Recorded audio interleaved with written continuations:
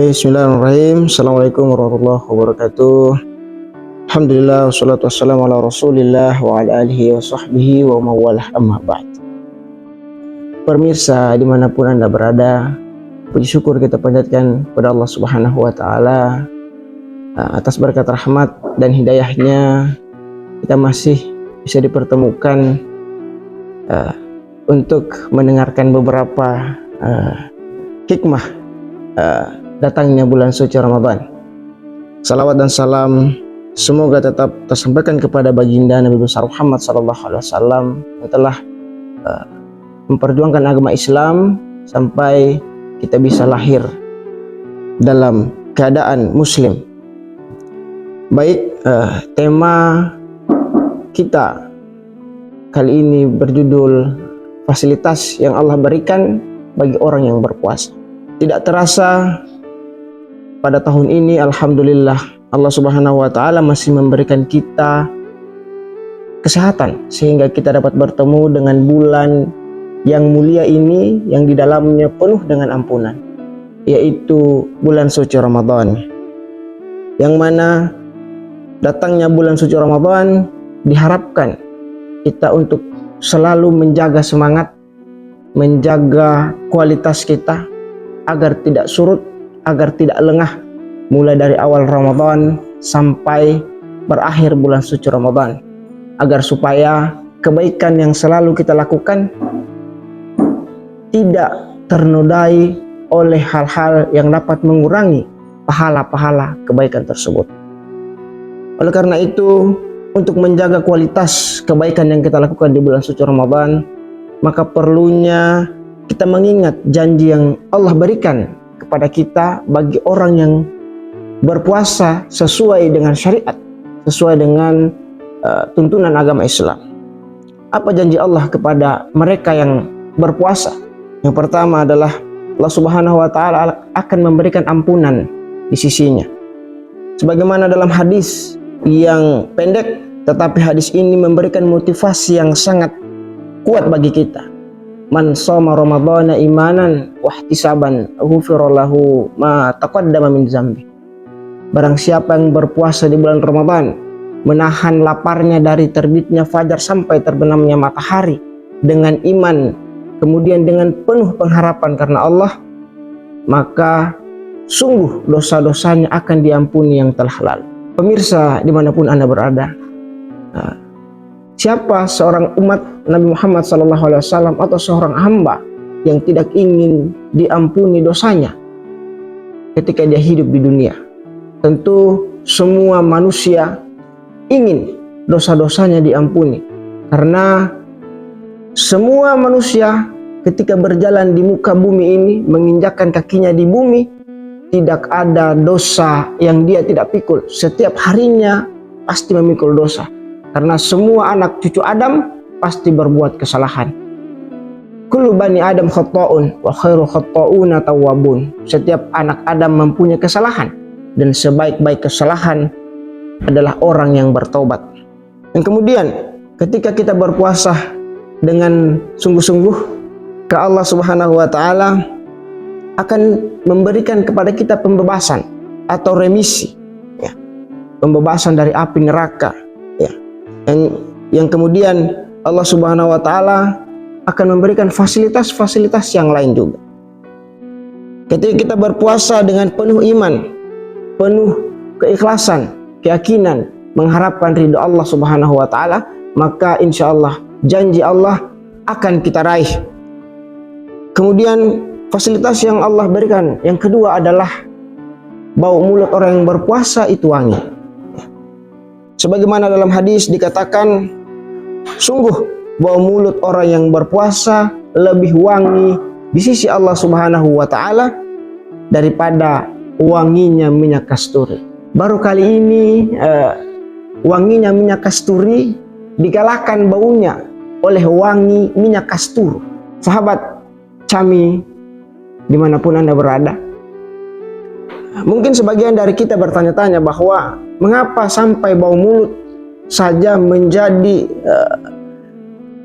hal perhatian yang paling khusus di sisi Allah subhanahu wa ta'ala. Maka jawabannya adalah itu sebagai isyarat bahwasannya apapun terkait orang yang berpuasa itu sungguh Allah Subhanahu wa taala akan hargai, sekalipun itu terkait dengan bau mulut.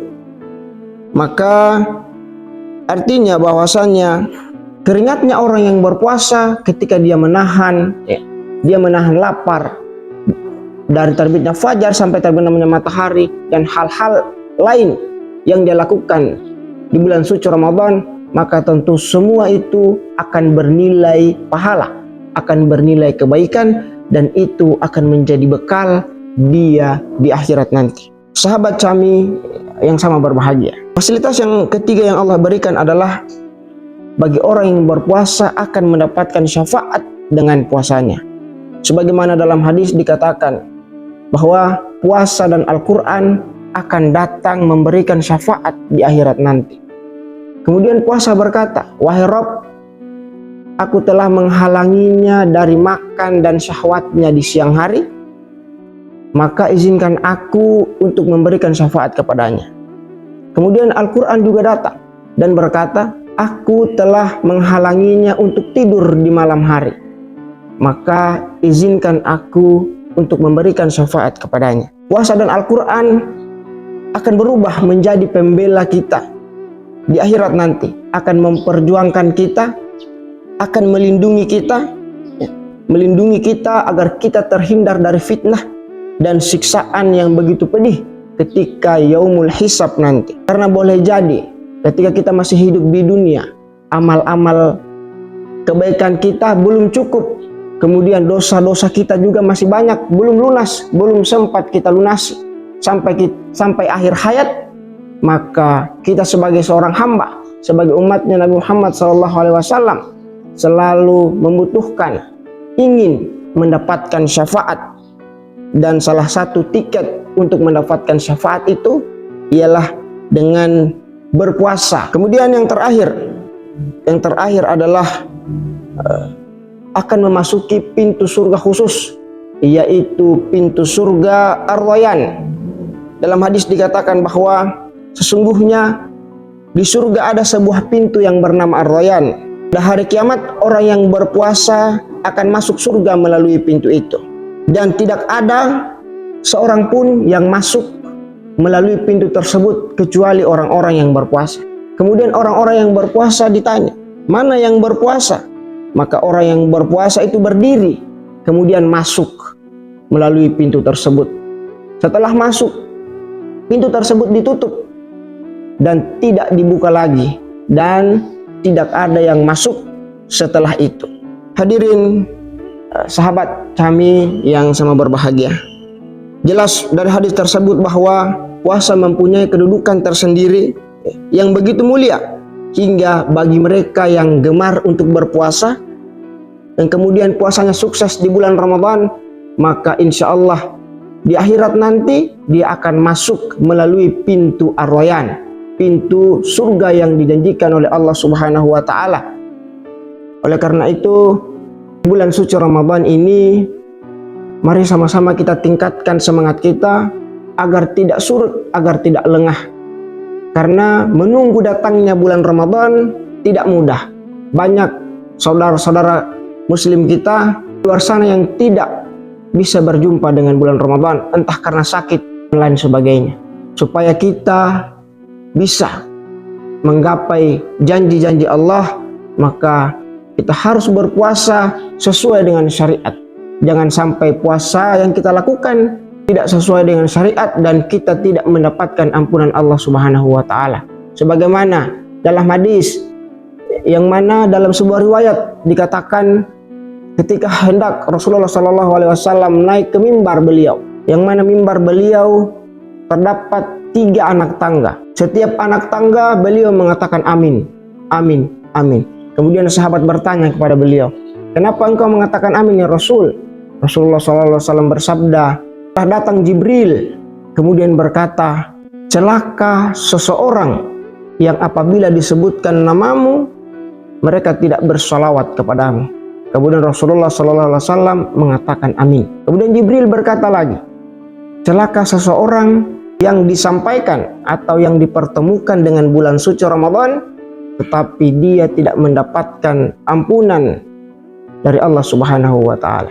Kemudian Rasul mengatakan amin. Dan Jibril berkata lagi, celaka seseorang yang apabila mendapatkan kedua orang tuanya masih hidup, atau salah seorang di antara keduanya, tetapi justru tidak memasukkan dia ke dalam surga.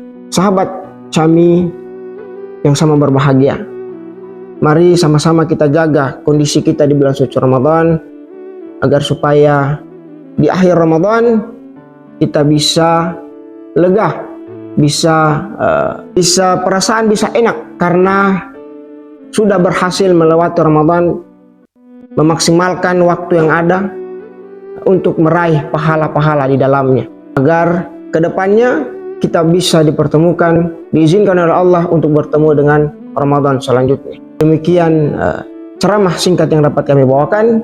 Kurang dan lebihnya mohon dimaafkan. Allahumma muwaffiq ila aqwamit thoriq. Assalamualaikum warahmatullahi wabarakatuh.